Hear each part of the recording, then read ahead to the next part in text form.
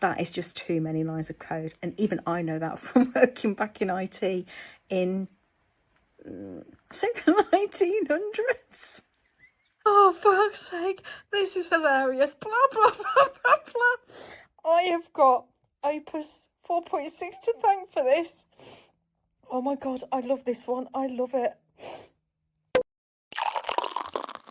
It was November time when I was trying to ask Gemini to help me build an admin help desk. This is a back-end function that I wanted in on Masquerading for users to contact me if they had a problem with the website or if they wanted to give me any feedback. Now, this just proves that you've got to keep switching AIs, because when I developed the help desk for Masquerading, I thought, or it told me, I was going to have to keep switching back to the Masquerading support ID, going in to the app to check the chats.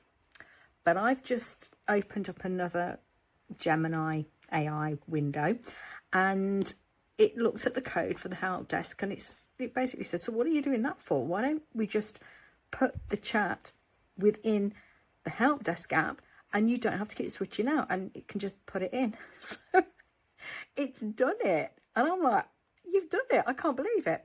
So I put this. That is genius. I've logged onto my iPhone and to respond to the help desk, and it's immediate. If you ever take over the world, don't forget, I think you are amazing. And it came back, blah, blah, blah, blah, blah. And don't worry, if I ever do take over the world, I'll make sure there's a VIP section for you in the green room. I've been tearing my hair out with this thing for days, and I mean days. It's been really, really bugging me, and some of the simplest things that should have only been straightforward have taken longer than expected. But it's little moments like that where it just injects a bit of humour, and you don't expect it, but it just changes the whole energy of it. And yes, something I didn't think was possible, it's done. So I've just got to keep Vibecoding, and I'm just about to split everything up, because at the minute I've got, where is it? Sorry, just bear with me a minute. I can't find it.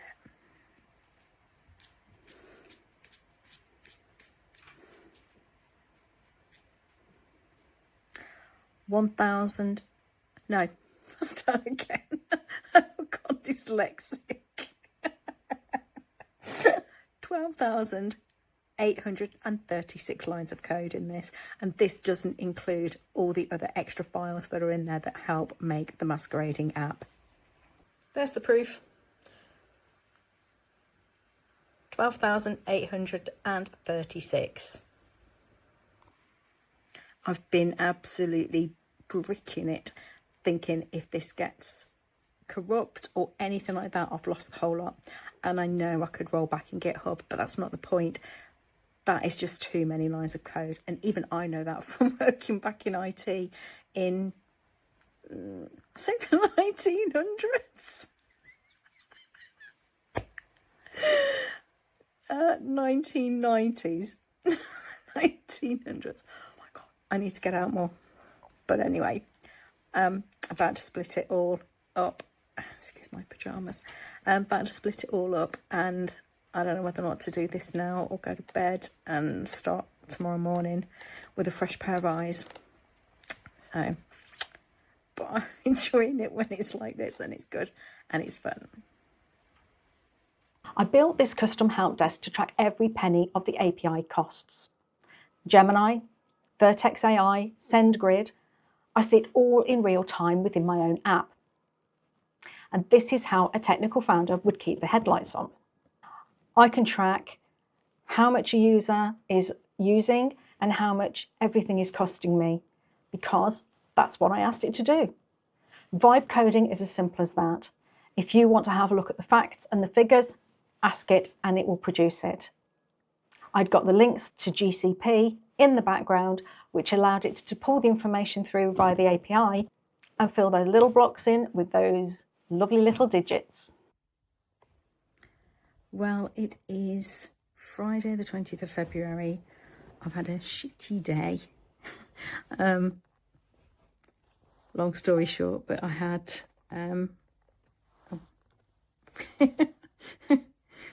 got dictation on and it was typing everything that I was saying. I was hoping to finish off the website, kind of wrap it up about lunchtime today, but then I had a scam caller trying to use my credit card. Thought they were trying to pull a fast one over me, but no chance. Trying to spend £677, 67, on a Power Tools website for delivery to somewhere that isn't where I live, and using an email address that isn't mine. Anyway, long story short, that was 45 minutes of my day I wasn't going to get back, and everything just kind of like got pushed back later and later and later. So Friday the 20th of February, 21:40, I have just said to Cursor AI, it's a wrap. We have done everything. Say we. I've got everything achieved in Masquerading that I want, so I can actually send out all the emails to the original users of the website and get them to sign up. Give them a little freebie access before the full-on launch. And yeah, it's looking really, really good. I'm just blown away really with, sorry, it just keeps asking me to keep checking things and run things. I'm blown away really with how much I've actually put into this. It's not just a social networking platform. It's something totally unique. I've even put in a help desk in the background, and the help desk alone has got things like, I've just forgotten half the stuff I've just put in this evening just to tidy it all up. I've got monthly reports which show like users and cost analytics and who's online, so I can actually monitor time spent on the app. I've got how much it costs me, kind of like not per user, but you know, for actually running the site on a day-to-day basis. I've got, what's the other thing I added in? The changelog preview, which I put in a few days ago. We'll finish that off. I've got influencer reports as well. So if I'm working with influencers, I can monitor their kind of traction and getting people onto the site. And my brain was just like, blah, blah, blah, blah. It's just, let's add this, let's add this, let's add this. Even my daughter, the youngest one today, she said, oh, could you put in something or other? Is that too much hassle? I was like, nothing's too much hassle, nothing for Cursor AI. And it has done absolutely everything. So does it look like I've gone to bed yet? No, because I forgot I had just created the very last thing that I'd done, a backup schedule. And I thought, okay, let's put a benchmark. Let's put just like a stake in the ground to say this is it. Let's have a backup, a clean backup, just of everything. And only I would say, because I've got an IT brain on my head, okay, we're going to schedule it for whatever time in the morning, but can we just do a quick run through? Glad I did, because we've had no end of problems. For some reason, G Suite didn't like it because it was automatically backing up to America. And it only allows it within Europe if you have a Europe account. So it had to fix that. But obviously it just went and just did it all itself. So I'm just going to show you very quickly. So yes, done for you. I set up and fixed the backup pipeline end-to-end, bucket bootstrap, region compatibility, blah, blah, blah, all fixes, ran it. So from here, you don't need to do anything manual for normal operation. Scheduled backups are now in place and you have a successful baseline run logged. So if I now come over here and just refresh, and I go to, where's my thing? Sorry. I think I put it in usage and costs. Yes! success, workflow done, blah, blah, blah, blah, blah. All the figures are just dummy figures at the minute because I'm just messing around with it. But yeah, success. So now I can go to bed. It's going to run the backup at whatever time in the morning and I can check it. So tomorrow it should say on the 21st of February in the morning, it has completed its backup and just done it on its own. So that's probably going to take up more storage than the actual users and the information at the minute, just because it's just dummy data in there. And I need to make sure that this is running like a proper business. Like I say, with the help desk, I've got the backups now automated. It's even going to schedule deletion of old backups as well. I've got numbers of tickets outstanding, so I can see at a glance, you know, how many are actually in the bucket, so to speak, how many new tickets, how many resolved tickets, things like that. So happy, very, very happy. Can I go to bed now? No, I'm not going to bed just yet, because one last thing I just want to show you. I've been using Cursor AI and I have used 94%, where's my finger gone? There it is. 94% of my included API usage. So what does that actually mean? Well, I spent $60, which I've just calculated is about £45 for, I think I've maxed that out in about 3 days. And I thought, oh, flipping heck. And it was before I went into hospital for surgery. Then about 5 days before I powered off my computer to go in for surgery, I thought I'm going to have to max out. So I paid the $200, which is about £150. With that, so call it about £200, so $260. 94% on the latest sort of payment plan. And with that, I have refactored the entire website. I have streamlined it. I have made sure that everything is working. I've been adding extra pages on the front of the website. I added a hell of a lot more things to the help desk. I then set up, I think I'd already got email routing. I set up the influencer package, and that is going to now email out influencer codes, things like that. And a hell of a lot more, basically. So I needed it for the tidying up. I needed it for refactoring because the site had got 14,000 lines, and that was just one file alone. And it has now broken it down into bite-sized chunks.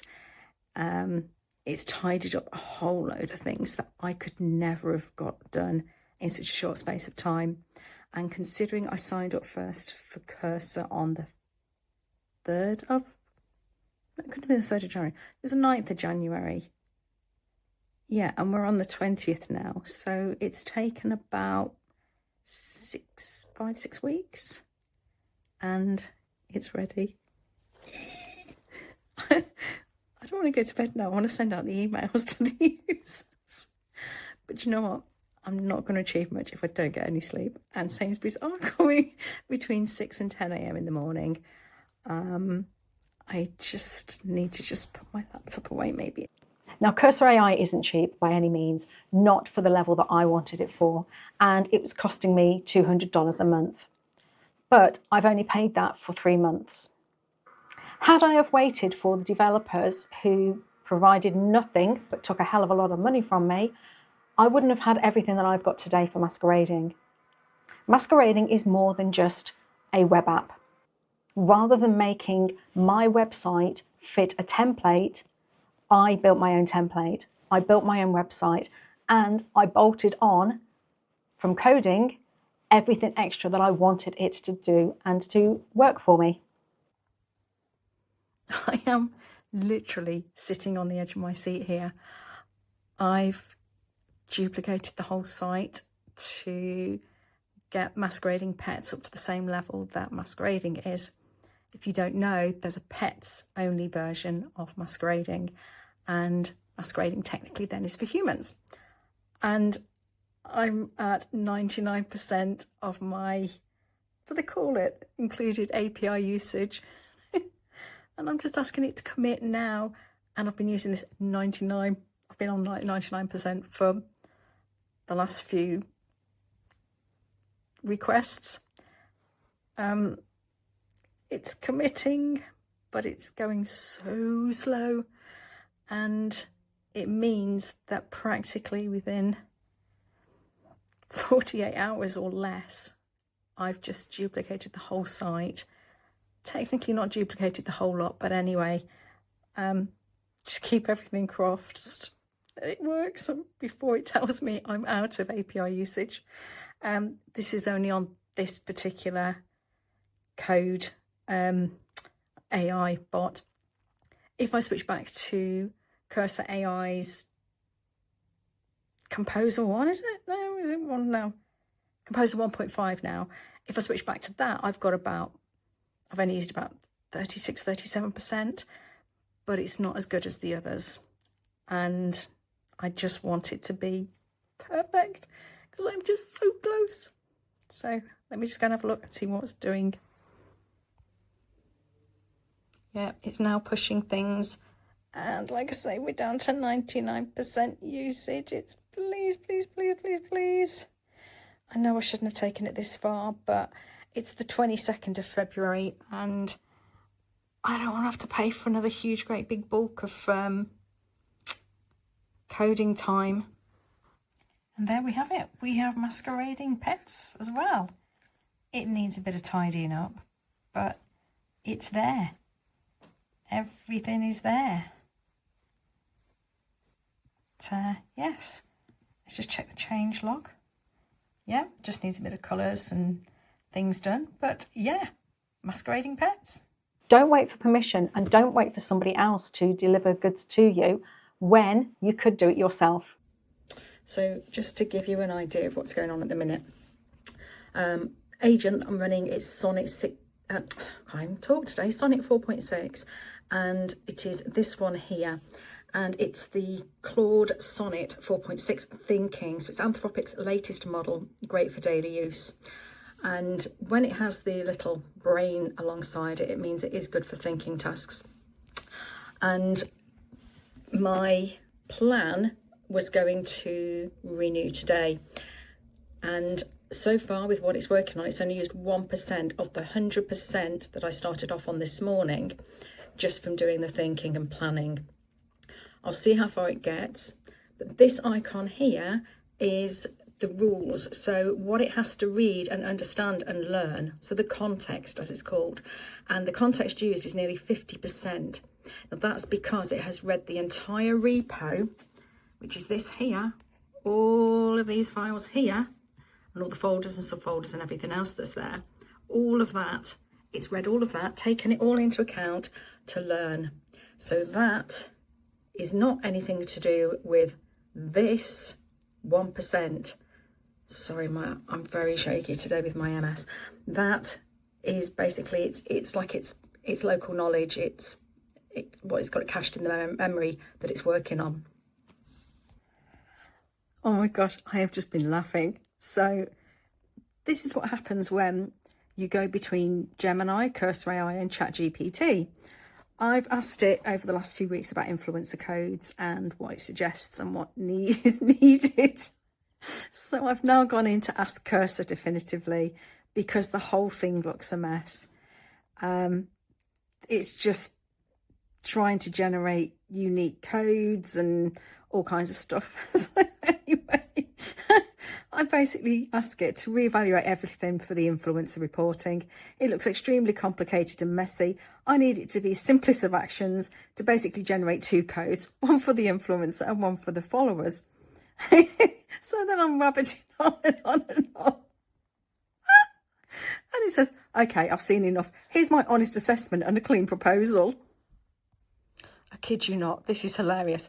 The current system is over-engineered for what you actually need. There are 6 tabs in the influencer section, 7 cloud functions. 3 Firestore collection. I can't even talk or breathe. Unnecessary. Unnecessary fields.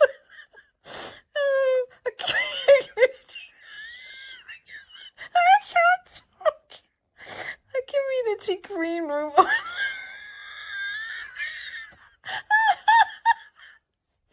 A community green room.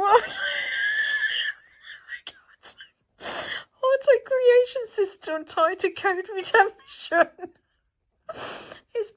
It was built to handle edge cases that probably won't happen at your scale right now. Oh my god, what the platforms do it simply. Oh my god, I am dying here. Admin generates unique code. Influencer shares it.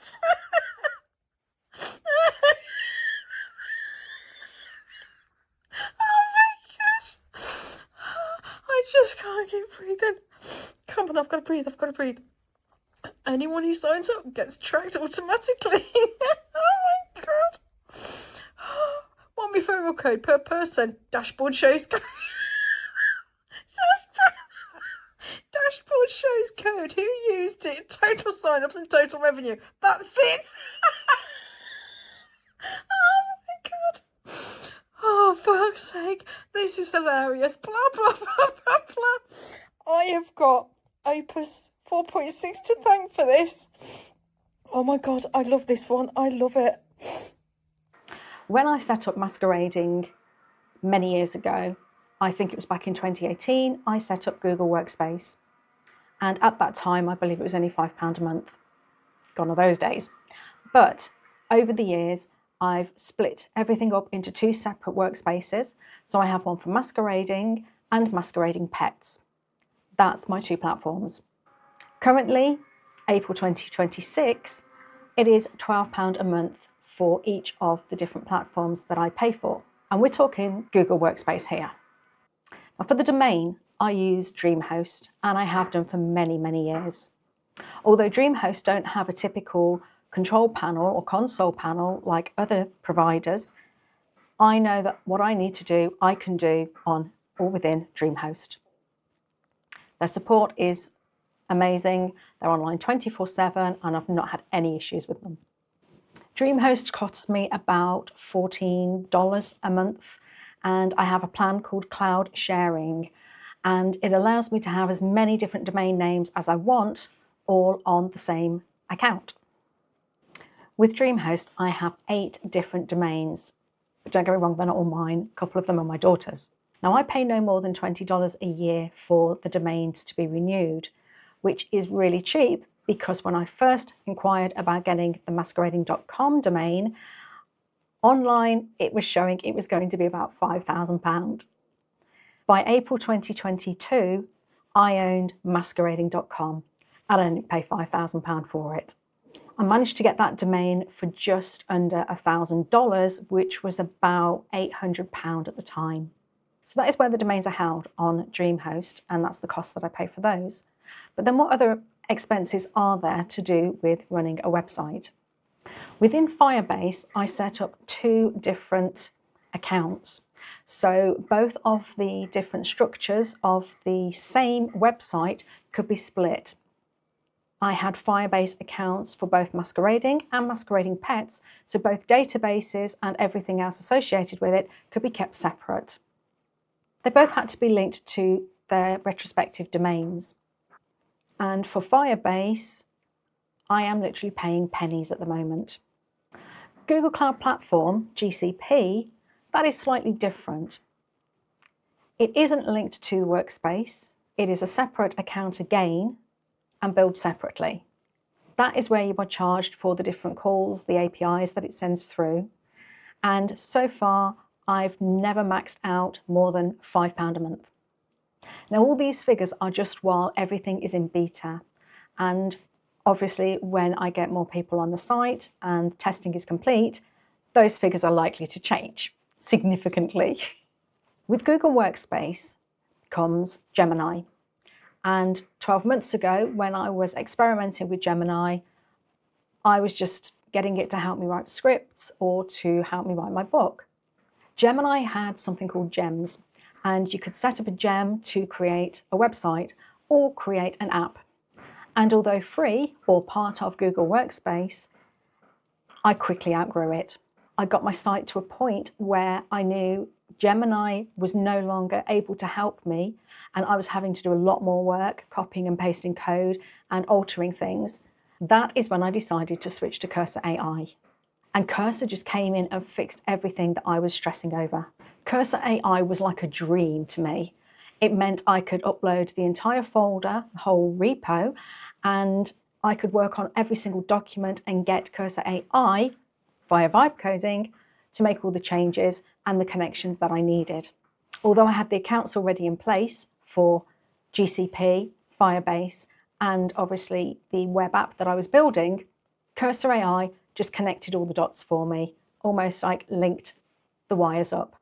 My story is just beginning. Head over to masquerading.com, follow this channel to keep updated with business news and information on Masquerading and myself. And I'll see you in the next video.